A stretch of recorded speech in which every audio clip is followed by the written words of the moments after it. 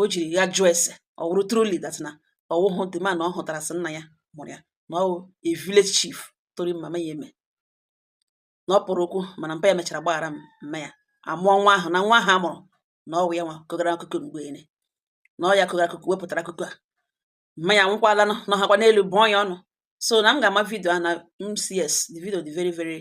ọ dị new yes for ndị na-ahụbe that video ka anyị hapụ ịga abịa kụgharịwa ihe anyị kụrụla akụ ọ ya this particular video lee date echi m mere ya